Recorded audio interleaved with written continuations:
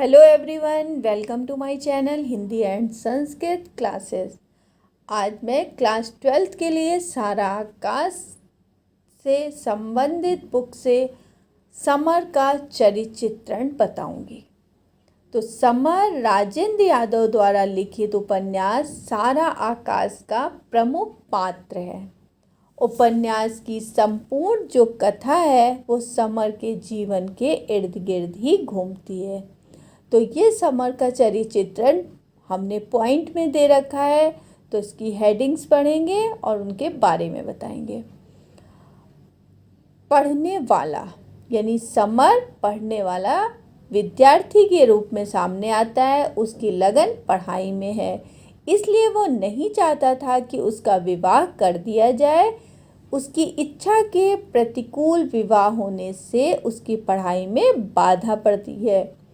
घर में रोज़ किसी न किसी बात पर चिक होती रहती है, इसलिए वो अक्सर अपने मित्र दिवाकर के घर में पढ़ने के लिए चला जाता है। फिर हमारा भविष्य के प्रति आशावादी। समर भविष्य के प्रति आशावादी है, इसी कारण वह अभी शादी के पक्ष में नहीं था और अपनी पढ़ाई जारी रखना चाहता था। इसके बाद हमारा पॉइंट है आत्मनिर्भर।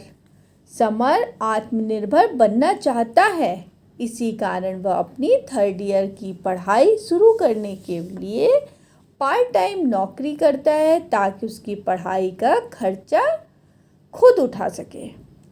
विचारात्मक। समर एक विचारात्मक व्यक्ति का स्वामी है, इसी कारण वह शिरीष भाई साहब से भी प्रभावित होता है। शिरीष भाई साहब दिवाकर के मित्र हैं।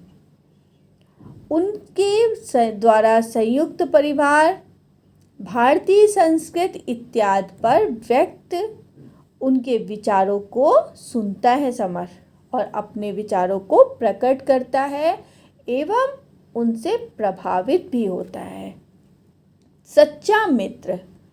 समर दिवाकर का सच्चा मित्र है। वह उसके साथ अपनी सभी भावनाओं को, अपनी मुसीबतों को, अपनी परेशानियों को सब उससे कहता है और उससे सलाह भी लेता है। पुराने विचारों और पहनावे वाला।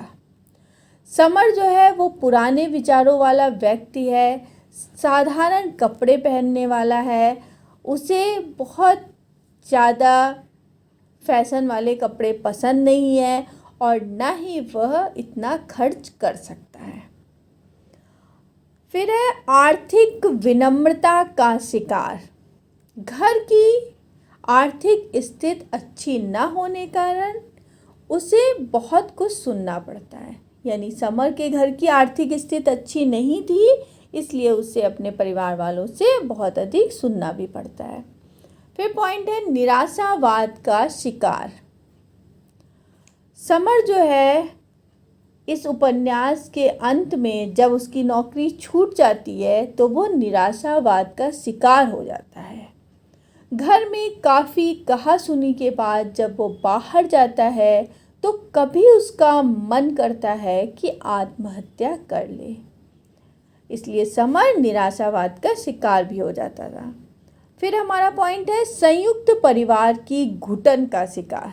समर अपने संयुक्त परिवार की घुटन का शिकार है। उसे डर डर कर जीना पड़ता है। अम्मा के कटाक्ष यानी उनकी कड़वी बातें, बाबू का आतंक यानी बहुत ज़्यादा खौफ, भाभी के व्यंग बाण यानी कड़वी बातें, सब उसे दबाते रहते हैं। फिर हमारा पॉइंट है समझदार।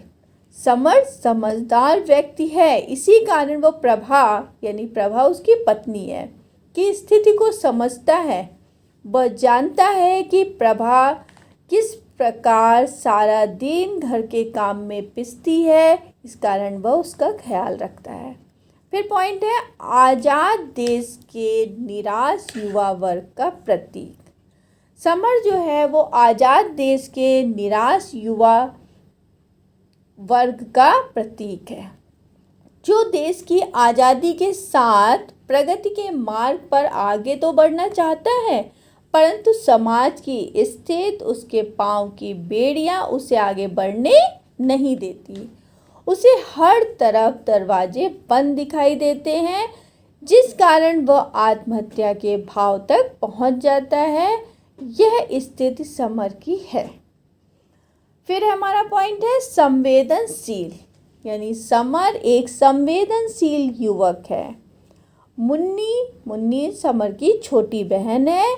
मुन्नी के प्रसंग में उसका आक्रोश इसी संवेदनशीलता का प्रतीक है। प्रभा के प्रति उसका बदलता व्यवहार भी उसके मन में भरे करुणा के सागर की ओर संकेत करता है। तो ये हमारा समर का चरित्र चित्रण है।